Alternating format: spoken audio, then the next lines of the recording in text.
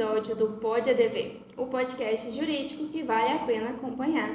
E hoje conto com a presença de Dr. Rendy Chagas, ele que atua na área de direito tributário e veio falar para a gente aqui um pouquinho sobre prescrição intercorrente em casos de execução fiscal. Doutor, muito obrigada pela sua presença aqui com a gente hoje. Eu que agradeço. Então vamos começar Sim. falando um pouco sobre curiosidades, né?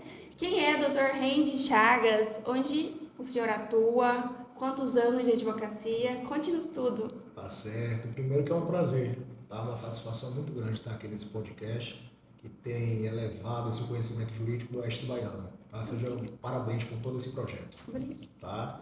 Rendy Chagas é um advogado apaixonado pelo direito público, né?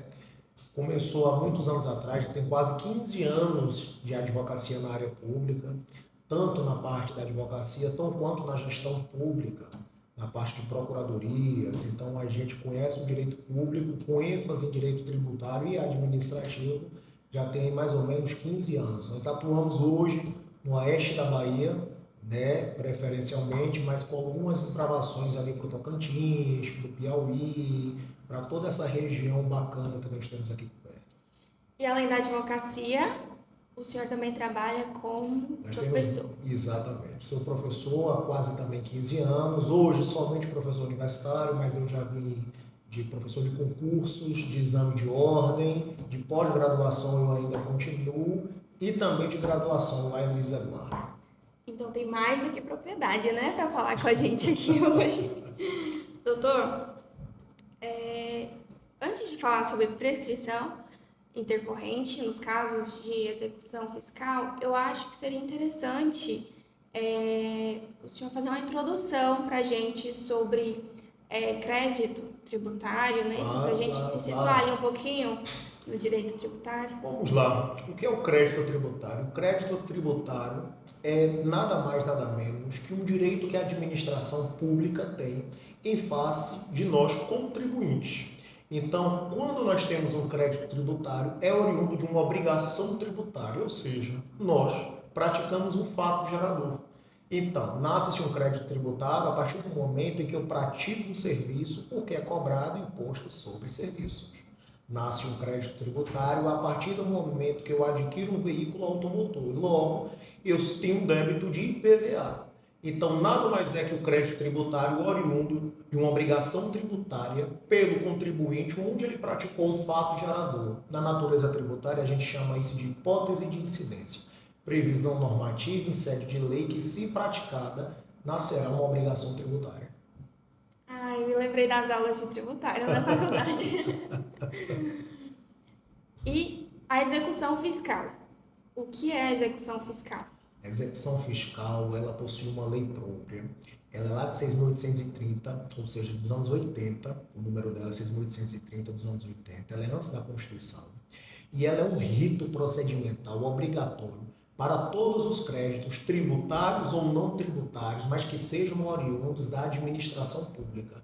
Toda e qualquer administração pública, seja ela estadual, municipal, distrital ou federal, tem que seguir o rito da 6.830/80, que é a Lei de Execuções Fiscais. Nossa, muito antiga, né? Muito antiga. E ela, antigamente, ela foi, como é que a gente diz? Ela foi confeccionada no modo de lei ordinária, mas foi recepcionada pela Constituição como lei complementar. Então, hoje, ela possui o status de lei complementar. Então, qualquer alteração que quiserem fazer sobre ela, tem que ser feito um projeto de lei complementar sobre isso. Aquele quórum de maioria absoluta, né? Aquele rito especial constitucional. Bom, então, sobre a prescrição intercorrente nos casos de execução fiscal. Qual é o critério para contagem de prazo para essa prescrição intercorrente? Eu acho bacana a gente sempre conceituar o conceito de prescrição. Né? Exatamente, pode. Prescrição é a perda do direito de ação, certo? Decadência é a perda do direito. Então, a prescrição é a perda do direito de ação, no caso aqui do direito tributário, do fisco, poder nos cobrar judicialmente mediante uma execução fiscal. E a prescrição intercorrente é uma espécie de prescrição que intercorre durante a execução fiscal. Ou seja, não é a prescrição comum, a perda do direito de ação. Ela intercorre durante a execução fiscal. E esse é um direito que todos os contribuintes possuem, que às vezes não possuem conhecimento sobre isso, ou alguns profissionais da área, porque o fisco, ele também possui um prazo para nos cobrar judicialmente. Então o processo não pode ficar, a grosso modo, parado por muito tempo. O processo ele tem que ter uma durabilidade, ele tem que ter um rito, respeitando o princípio constitucional da celeridade processual e da economicidade. Mas nem sempre, né? Nem sempre nós temos execuções fiscais. Quando eu fui assessor do Tribunal de Justiça, inclusive em Salvador, tinha execuções fiscais desde a época do meu estágio, dos anos 90, 88, 87, e as pessoas não utilizavam essa previsão normativa que está dentro da LEF. Quando eu falo LEF, da Lei de Execuções Fiscais. Está lá previsto no seu artigo 40 e demais parágrafos todo o rito que tem que ser. Mas a forma que foi colocada lá em 80 não é uma forma que não tinha muita aplicabilidade nos dias atuais. Dava um determinado privilégio para a administração pública e automaticamente uma falta de conhecimento por muitos profissionais do direito e por muitos contribuintes.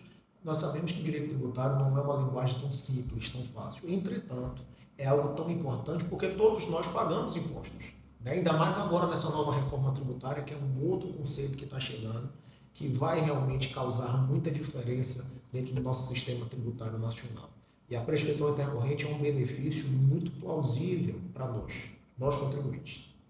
Quando é que ela pode ser utilizada como estratégia na defesa do executado? Eu sempre falo que a prescrição intercorrente ela não pode ser nem dita como uma estratégia.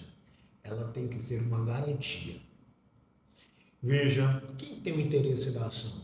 É o fisco. É o fisco. É o poder público que quer nos cobrar.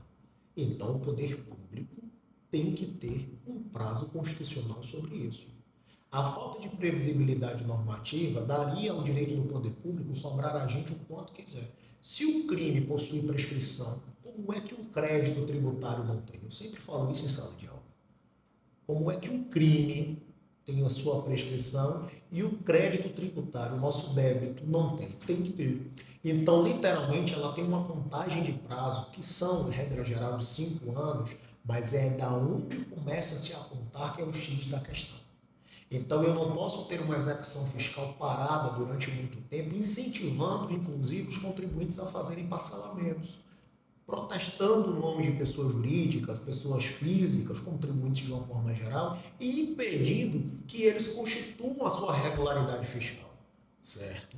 O fisco, muito bem equiparado com suas procuradorias, possui conhecimento técnico sobre a matéria, mas é matéria de defesa. Então, todas as vezes que eles vêm invocando essa prescrição intercorrente, eles possuem um determinado incômodo porque eles sabem que é uma matéria consolidada pelo STJ. Então, é uma matéria de repercussão.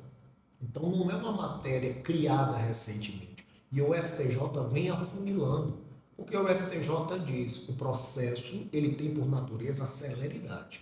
Como é que a execução fiscal vai ficar parada durante tanto tempo, prejudicando o fisco, prejudicando o contribuinte? Aí vem aquele contribuinte e faz qualquer negociação, parcelamento, que nós vamos falar depois, e concede para o poder público o direito de continuar com a ação.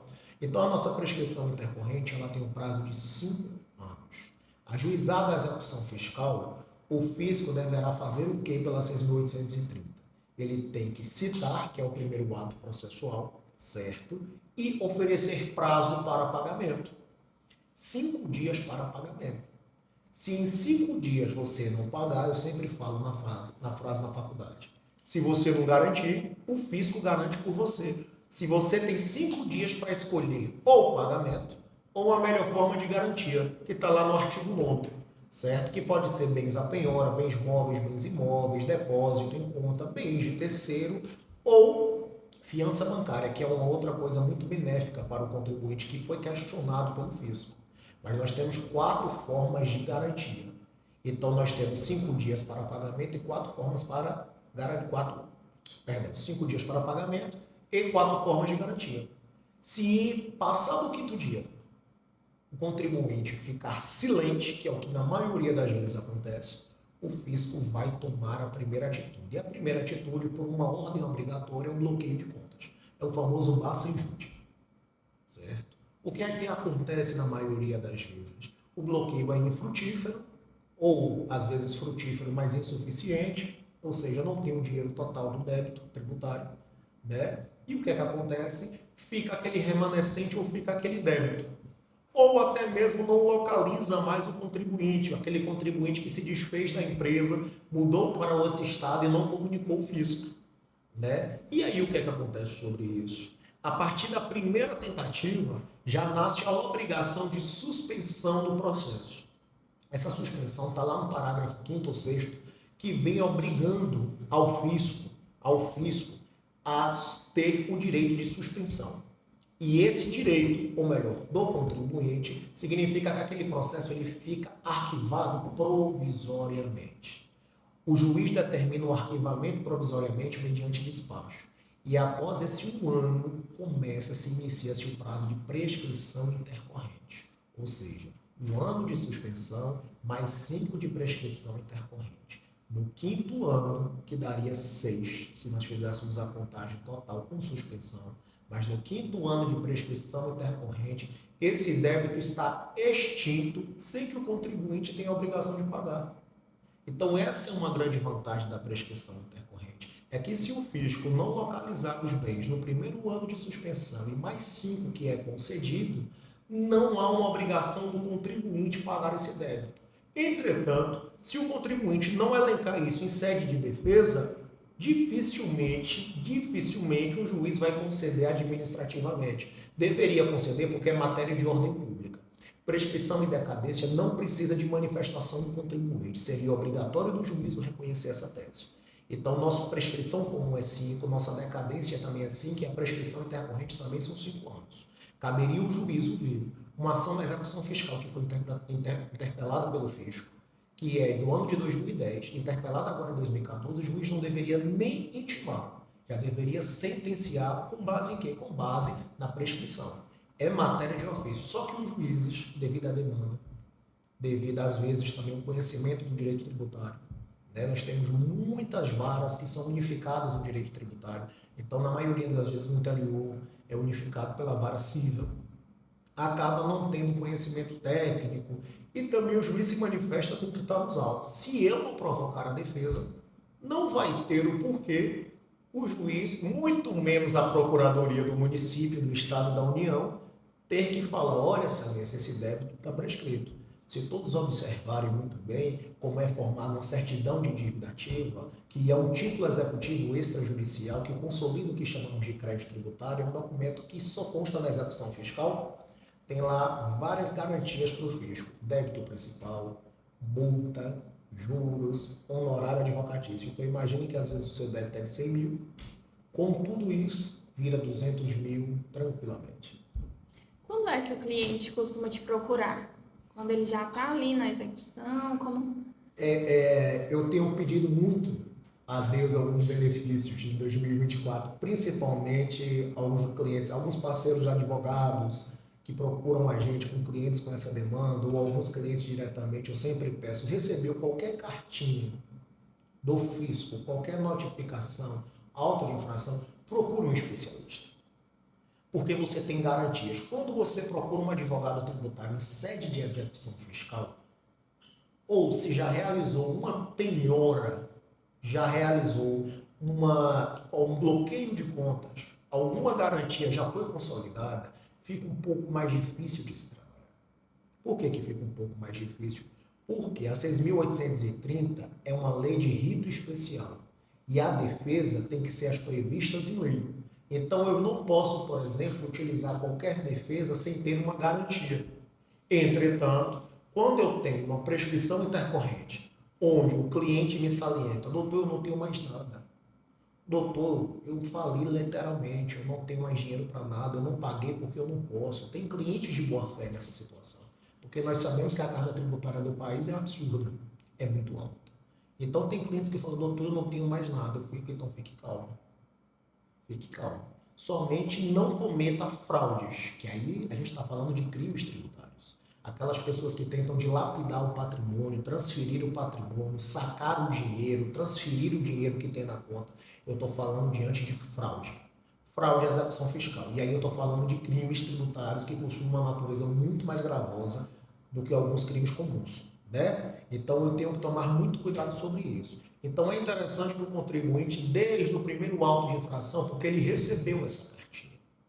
O fisco é obrigado, no processo administrativo fiscal, que é o processo que antecede a execução fiscal, notificar de toda a defesa. Então, durante o processo de execução fiscal, durante o processo administrativo fiscal, o PAF, eu tenho a possibilidade de diminuir juros, multas, incidências ou até mesmo a discussão, até o cliente poder, por exemplo, ter determinada quantia para quitar esse débito.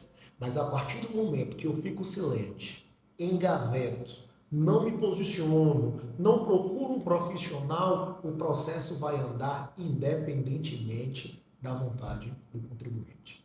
E lá na frente já fica bem mais complicado. Muito mais. O senhor disse na chamada que foi para o Instagram sobre a questão de que não é indicado que seja feito parcelamento da dívida. Por quê? Porque o que acontece?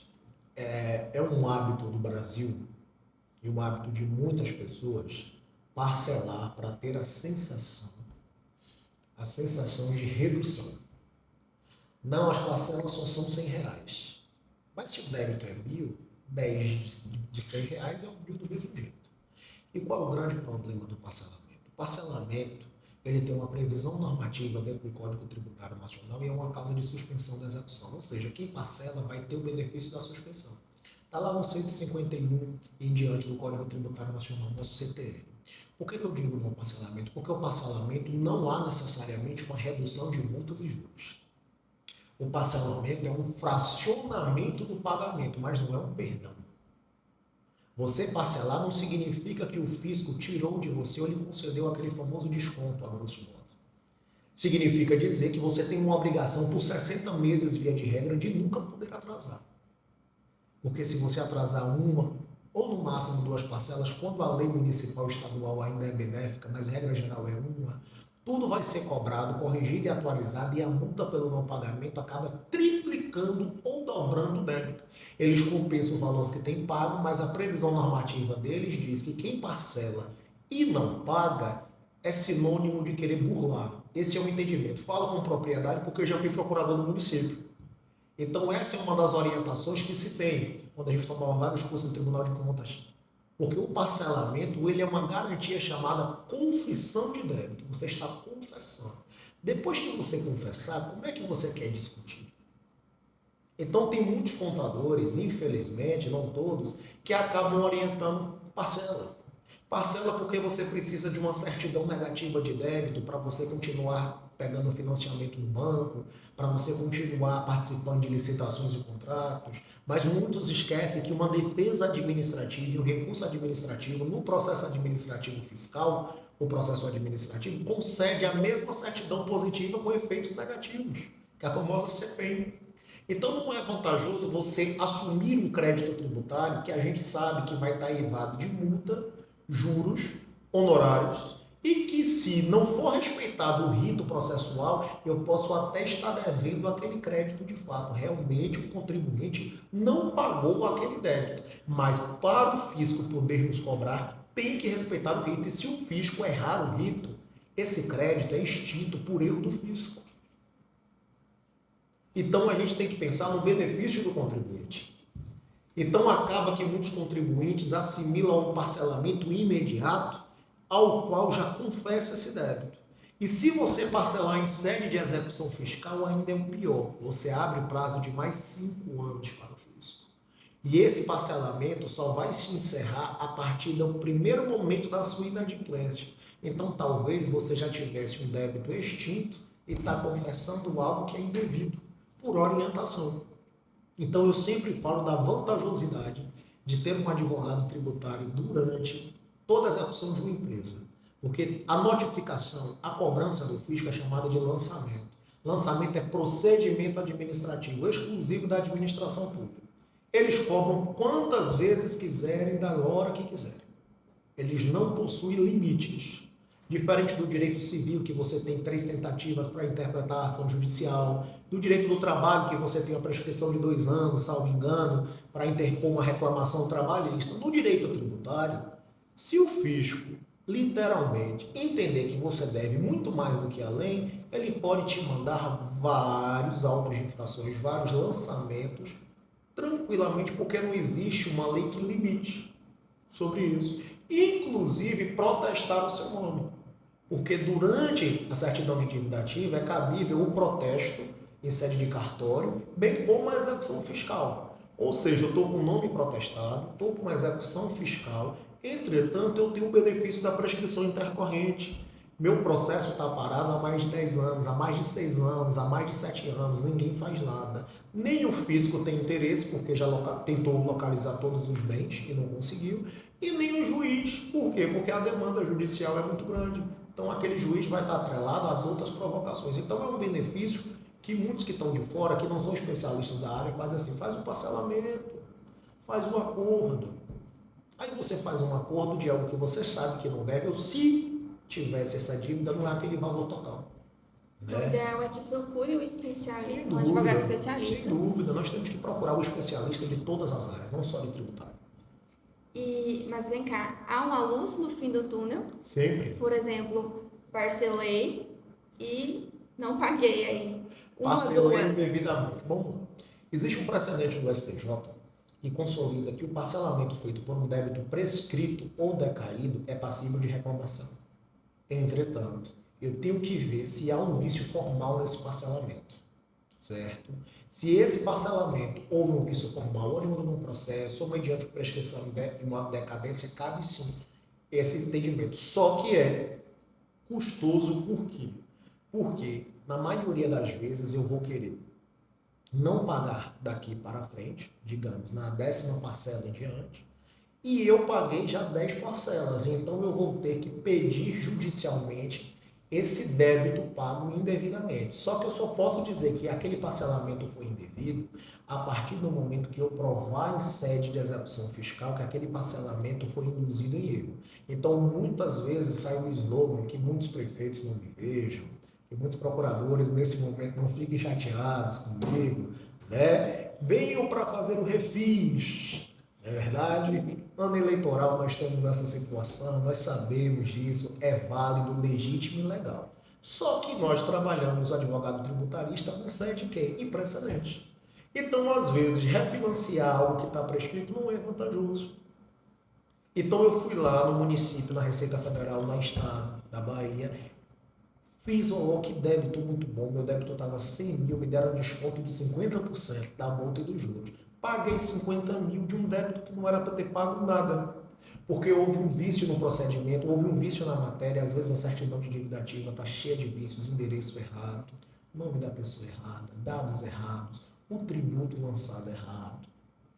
E aí eles podem nos cobrar novamente? Pode, no prazo de 5 anos. Então, quando eu questiono administrativamente e ou até judicialmente venho brigando, impedindo a execução fiscal, porque também tem como impedir a execução fiscal.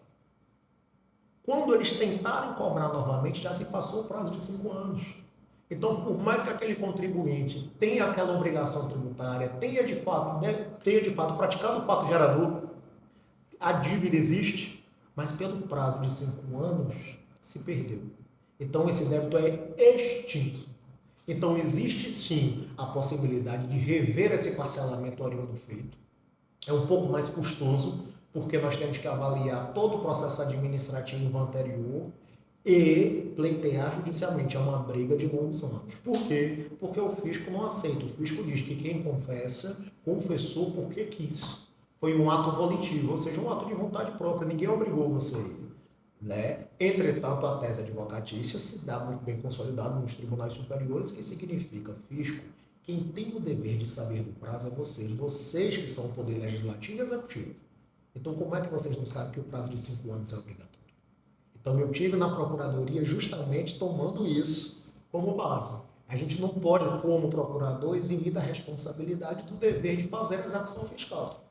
Perfeito? Nós, contribuintes, agora na condição de advogado, nós temos o dever de pagar. O bom é que você conhece os dois lados, né? Exatamente. A moeda. Doutor, sempre houve esse entendimento ou ele foi moldado com o tempo? Ele foi mudado com o tempo. Ele foi mudado com o tempo porque o artigo 40 e seus parágrafos falam, é um rito muito simples. Não localizado o devedor ou não localizado os bens, veja, ou inicia-se o prazo de 1 ano de suspensão. Após 1 ano de suspensão, esse processo fica arquivado provisoriamente para o contribuinte, ou melhor, para o fisco, né, poder ir atrás do devedor ou dos bens dele, certo? A partir disso, quando ocorrer o prazo de prescrição intercorrente, que são 5 anos, o fisco terá que ser comunicado pelo juízo para se manifestar ou não sobre a prescrição intercorrente. Então, veja, são vários ritos. Então, eu tenho que localizar, se eu não localizar os bens, se eu não localizar o devedor, fica 1 ano suspenso e depois começa o prazo da prescrição intercorrente, mas antes eu tenho que comunicar a procuradoria para se manifestar. E aí me pairavam várias situações. Várias situações, na época eu era estagiário da Vara da Fazenda Pública e se questionavam como. Tudo bem, entendi muito bem, mas quando? Quando é que o juiz vai determinar essa suspensão? Veja, não tenha dúvida que se o fisco esquece aquele processo, demonstra uma falta de interesse de agir.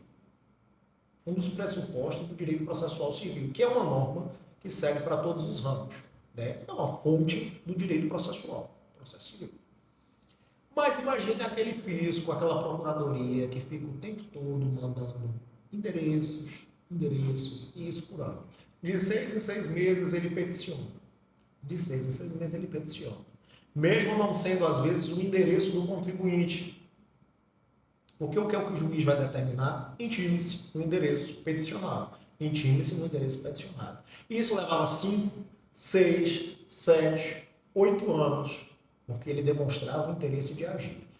Ótimo que o STJ mudou esse entendimento. Nós temos os temas consolidados do 566 ao 572, que ficou muito bacana para nós contribuintes no seguinte hipótese. Excelência, o prazo de suspensão é da primeira tentativa de intimação. Não é da 15. É da primeira. Tentou citar, não conseguiu, tentou bloquear bens, não localizou nem o devedor e nem os bens, inicia-se automaticamente o prazo de suspensão. E após esse prazo de suspensão, inicia-se também prazo prescricional intercorrente automaticamente. E lembre, excelência, lembre, a administração pública é obrigada a intimar a fazenda pública, no caso o juiz é obrigado a intimar a fazenda pública do primeiro ato, para que ela possa localizar bens ou endereço. Se a procuradoria não se manifestar durante o prazo de prescrição intercorrente, ela tem que se manifestar de primeiro ato. Por quê? Porque não pode um processo ficar dependendo da manifestação da procuradoria para ser concedido um benefício para o contribuinte. Se a procuradoria não se manifestar em sede de defesa, em sede processual antes da sentença sobre alguma nulidade, o processo vai ser considerado prescrito. A sentença vai ser consolidada sobre isso. Mas nós temos alguns malefícios. É que no meio desses 6 anos, vem o contribuinte e faz um parcelamento. Aí, quando ele faz esse parcelamento, a procuradoria lá no 5º ano faz: excelência, eu tenho um fato impeditivo modificativo. Ele assinou um termo de confissão de dívida. Opa, morre-se o prazo de prescrição intercorrente. Esse é o grande problema sobre isso. Então, o STJ consolidou muito nos temas 565 até o 572, concedendo ao contribuinte assim, independente da manifestação da procuradoria, independentemente do despacho do juiz, não há que se questionar. É um tema repetitivo, inclusive com causa de repercussão geral. Inicia-se o prazo de suspensão e depois 5 anos da prescrição. Se a Fazenda Pública não se manifestar no período de prazo sobre isso, caberá a prescrição intercorrente, tranquilamente. Me fale um pouco mais sobre a questão do prazo. Como é que funciona o prazo para a prescrição intercorrente? Mais um pouquinho desse prazo. O prazo é muito tranquilo. A partir do momento em que o juiz determinar que a Fazenda Pública vai se manifestar, ou seja, começou-se a execução fiscal, intime-se o contribuinte. Intime-se o contribuinte para, em 5 dias, fazer o pagamento ou fazer a garantia e, em 30 dias, opor a sua defesa. Via de regra, é os embargos à execução fiscal, certo? Que é a peça de defesa do executado. Então, a partir desse momento, foi-se fazer intimação, não localizou o devedor. Primeira tentativa da citação. A partir disso, a partir dessa primeira citação, vai dar o prazo para a Fazenda Pública fazer o quê? O pedido de bloqueio de contas. Tem juiz hoje que já determina, em caso de 5 dias, não havendo garantia nem o pagamento, inicia-se o bloqueio de conta, determina-se o bloqueio de contas. Então é um ato de ofício, via de regra. Mas, caso não tenha isso no despacho da petição inicial, o fisco tem o direito de solicitar o bloqueio de contas, porque é um ato contínuo. A partir disso, veio a negativa de localização do devedor. Veio a negativa, literalmente, de bens, inicia-se o prazo de 1 ano de suspensão. Então, vamos imaginar que não localizar o devedor no dia 1º de fevereiro e não localizar os bens e recebemos a confirmação no dia 10 de fevereiro. No dia 10 de fevereiro, inicia-se o prazo de 1 ano de suspensão daquele arquivamento provisório. Então, o processo fica por 1 ano. 10 de fevereiro de 2024 a 10 de fevereiro de 2025. E a partir daí, não se localizou também mais bens, não se teve mais nada. No dia 11 de fevereiro de 2025, inicia-se a prescrição intercorrente. Ela é uma contagem automática. Não preciso de manifestação do juiz novamente para contar a prescrição intercorrente. Basta que o seu representante legal, o advogado do contribuinte, consiga decifrar momentaneamente os prazos de cada início e término. No geral, consolida-se pelo prazo de 6, mas o prazo de prescrição intercorrente são 5. 1 ano de suspensão, mais 5 anos de prescrição intercorrente. Se o fisco, durante esse prazo de 6 anos, localizar os bens, não há que se falar em prescrição intercorrente. Mas se não localizar, o contribuinte tem esse benefício. Então, nesse período, o fisco fica tentando localizar mediante a comunicação entre fazendas. Imagine que eu tenho um contribuinte que é de Luiz Eduardo de Barreiras e está fazendo negócios lá em Manaus. E aí, o que é que ele fez? Esse contribuinte abriu uma empresa em sede de Manaus. Quando ele abre a empresa, a sede de Manaus, ele vai fazer o registro tanto no Estado quanto na União. As fazendas se comunicam. E aí, o município de Luiz Eduardo de Barreiras diz: vocês têm algum registro? Opa, tenho sim. João abriu uma empresa aqui. Aí eu posso pedir para que a intimação de João vá para para a cidade de Manaus, perfeito? Tranquilamente. Mas se não localizado nenhum bem, não localizado o devedor, é exatamente esse direito, porque senão esse processo fica eterno. Então nós não temos essa possibilidade. Se um crime tem prescrição, como é que um crédito não vai ter prescrição? E eu não posso consolidar prescrição com base dependendo do juiz ou do fisco. É um direito do contribuinte. Excelência, se o senhor não reconhecer essa prescrição por despacho, automaticamente está reconhecido, porque é 1 ano de suspensão mais 5 anos de prescrição. E eu não posso depender de uma execução fiscal que dependa de manifestação da Procuradoria, porque a Procuradoria não vai se manifestar. Então, tem muitos juízes, posso dizer assim, muitas varas que ainda desconhecem do aprofundamento dessa execução fiscal, da prescrição intercorrente e sede de execução fiscal. Né? E acaba o quê? Tumultuando tantos de processos que poderiam ser extintos. É um ato de ofício, é uma matéria de ordem pública. A matéria de ordem pública não depende de dilação probatória, ou seja, não depende de manifestação. É igual preencher os requisitos, é uma concessão, é um ato administrativo que a gente chama de vinculado. Independe de manifestação da parte contrária. O juiz tem legitimidade para reconhecer uma prescrição intercorrente, independentemente de manifestação da Procuradoria. Existem muitos processos processos assim nesse estado? Muitos processos. A execução fiscal, hoje no país, hoje no Poder Judiciário, é a maior demanda de processos. Garanto a você. Enquanto chega 50 ações cíveis, execuções fiscais chegam a 200. Porque, veja, e tem um período. Que período nós estamos esse ano? Período eleitoral. Por que é que tantos contribuintes não têm ideia desse benefício? Porque tantos contribuintes não têm. Isso é verdade.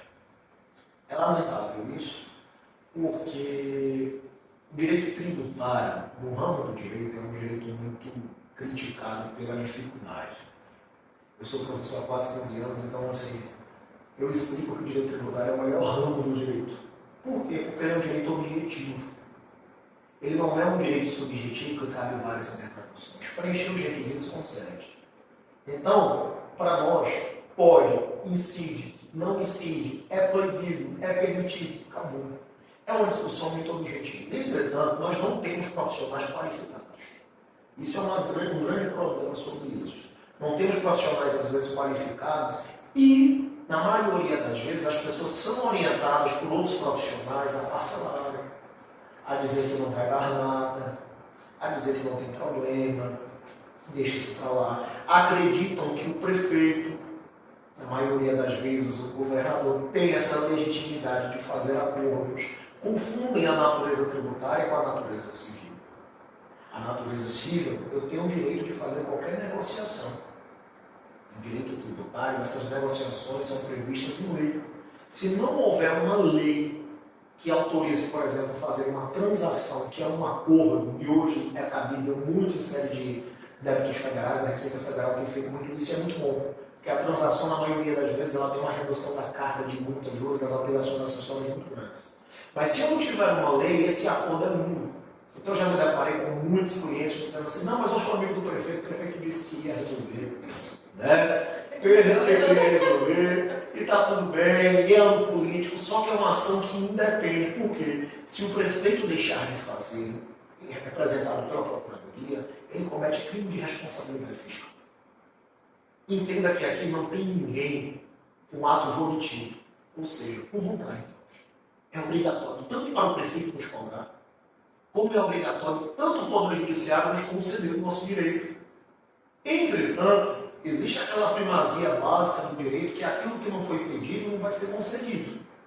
Se não tiver uma petição que venha explicar essa natureza com um profissional que reconheça e saiba trabalhar sobre isso, dificilmente o juiz vai reconhecer sobre isso automaticamente. Por quê? Porque o juiz ele pode não ter um conhecimento aprofundado sobre a área e, tecnicamente, ter um receio de determinar algo de ofício que é totalmente plausível.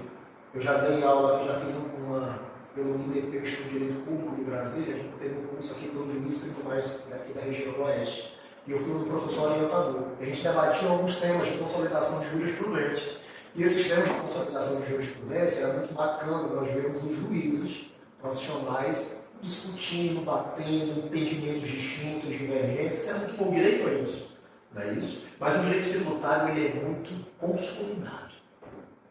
Ele fala, independe de vontade, é permitido, é proibido. São palavras que trazem uma exatidão das ações. Então, a maioria das pessoas, essa sua pergunta que você fez, por que as pessoas não sabem, porque não possui tantos profissionais, tantos colegas da área que venham a elucidar, né, uma forma de podcasts como esse, de trazer esse conhecimento técnico para a população. Às vezes eu tenho um empresário que teve uma empresa toda liquidada, toda prejudicada, realmente não fez bons negócios, mas poderia abrir uma nova, resolvendo isso mediante várias situações de prescrição intercorrente. Então, a falta de um planejamento tributário dentro da vida empresarial, digo empresário, seja ele pessoa jurídica ou pessoa física, porque tem muitas pessoas fazendo atos de empresário agora online, sendo representantes da Shopee, da Amazon, né? Várias plataformas que lhe remuneram sobre isso e que, independentemente da constituição do CNPJ, o fisco pode atribuir a você a função de empresário. E aí vem a condição de multas, juros e incidências. A gente sempre fala que no direito tributário temos um princípio básico que chama-se pecuniam non olet. Em latim, que chama o dinheiro não tem cor e não tem cheiro. Não interessa a forma que você está oferindo o seu lucro. Ao ferir o lucro, pague tributos. Seja você de forma imoral, amoral, lícita ou até ilícita. Então, sim, existem débitos tributários de pessoas que trabalham com psicotrópicos, drogas, tudo isso. Não tenha dúvida. Porque na faculdade eles fazem essa correlação. A ordem é arrecadar. E, literalmente, se fosse só por atividade ilícita que viesse as obrigações tributárias, ninguém ia trabalhar regulamentado. Por isso que a gente, nós tributaristas, estamos a favor da simplificação de algumas formas societárias, porque incentivar a pessoa tem uma ME, uma EPP, graças a Deus nós temos a lei complementar 23/2006, que traz essa facilidade, e cada vez tem que ser mais simples, porque senão as pessoas vivem o que a gente chama de ilícito tributário. Movimenta-se vida financeira e não declara nada. E isso é um erro. Porque o que acontece? Declarar e não pagar é um ilícito tributário, não é crime. Agora, não declarar, aí é sonegação. Aí então nós vamos ter o débito mais o crime. Então eu sempre sou a favor. Não ter dinheiro faz parte da vida de todo empresário, de todos nós contribuintes. Mas faça a declaração que você tem que fazer. Esse ano já vamos aproveitar para falar do imposto de renda. Né? Já está chegando aí os 3 impostos de todo pai e toda mãe, que é o nosso imposto de renda, IPVA e IPTU. Né? Já está aí na porta de todos nós contribuintes. Agora, não declarar, você está sonegando. E um dia o fisco, como tem um prazo de 5 anos, ele pode verificar. Então você comprou uma casa e não declarou, porque você comprou só no município, mediante o contrato. Você comprou um carro e não declarou quem comprou esse carro, não significa que o município e o Estado não vão declarar por você, porque hoje nós temos uma lei que obriga a comunicação entre receitas. Então, todas as receitas comunicam com base no CPF. É simples assim. Um procurador liga para outro procurador, que liga para o procuradoria, e fala: CPF de João, tem alguma coisa aí? Tem, ele comprou 2 lotes. Ele esqueceu de comunicar aqui para nós no imposto de renda os 2 lotes. João trocou de carro, esqueceu de declarar aqui o carro dele. Tá tudo bem, tá tudo certo. Por desembaraço, 75% de multa. Se houver sonegação, 150%. E se houver crimes de mais natureza, chega até 300%. Então, gera-se uma bola tributária com uma falta de planejamento. É o que a gente chama de evasão fiscal. É você querer não pagar aquilo que você praticou o fato gerador e não fazer os atos atribuídos. A elisão fiscal já é um outro fato permitido. Nós fazemos um planejamento tributário, acontece muito isso em holdings, que é um assunto que está muito em alta sobre isso, para nós verificarmos a menor incidência possível para os contribuintes. Isso é super bem. Eu quero abrir uma empresa, doutor. O que é que eu vou pagar? Você vai pagar ICMS. Ou se você for para o Tocantins, talvez seja menor arrecadação. Ou se você for para o Piauí, também. Que forma societária eu vou abrir? Não, abre pela sociedade anônima, que talvez a arrecadação não, melhor sociedade simples. Qual a prestação do serviço? Isso é planejamento. Certo? E isso faz com que você evite as execuções fiscais e, se ocorrer, nós temos a prescrição intercorrente. Eu cheguei a mencionar sobre a forma preventiva, né, da atuação do advogado, e eu acho que esse planejamento tributário seria uma forma preventiva. Eu sempre digo que um empresário que tem um planejamento tributário, ou aquele que não tem e corre para ter, é um empresário inteligente. Não criticamos os outros, mas é porque ele não tem que pagar tanto tributo. Esse é o objetivo do planejamento. O planejamento tributário é trazer benfeitoria. É a mesma coisa, por analogia, você não fazer atividade física, sabendo que você tem que fazer atividade física com uma qualidade de vida. O planejamento tributário é qualidade de vida empresarial.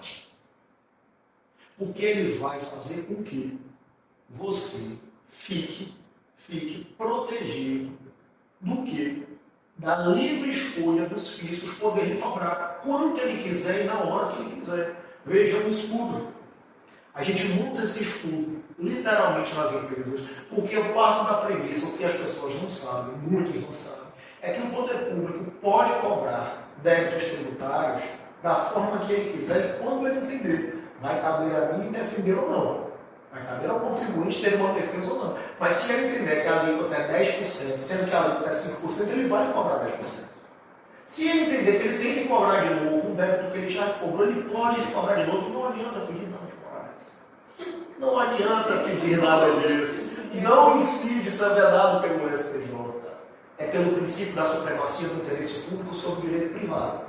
Então, a administração pública, é o que eu falo de direito administrativo e tributário, são muito interligados, ela tem uma legitimidade muito grande.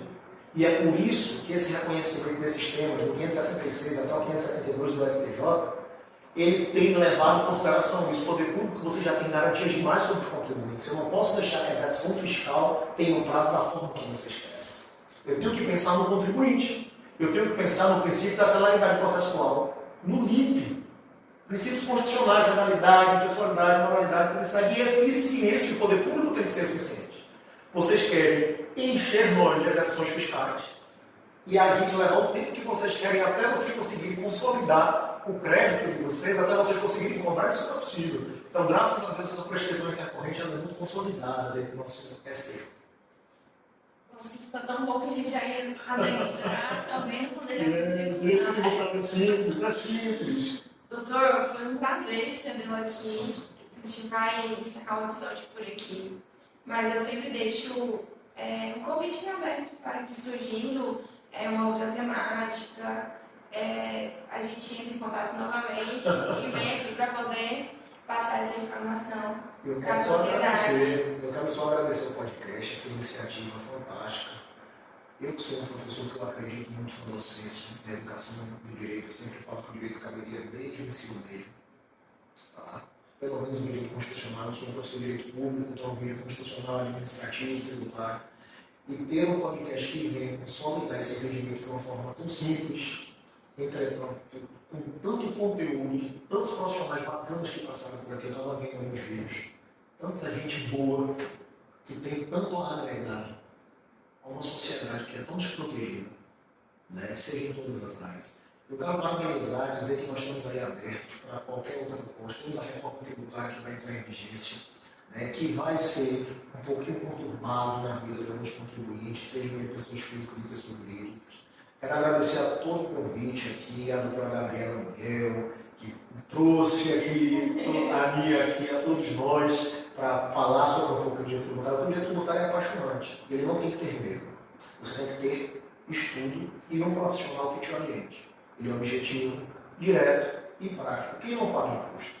Todos nós pagamos. Então a gente tem que saber o que pagamos. Porque senão, não temos nada. Não conseguimos fazer um patrimônio, não conseguimos proteger o patrimônio. Essa é a grande verdade do direito tributário. Muito obrigado. Obrigada, doutor. Para mais vídeos como este, inscreva-se em nosso canal e ative as notificações.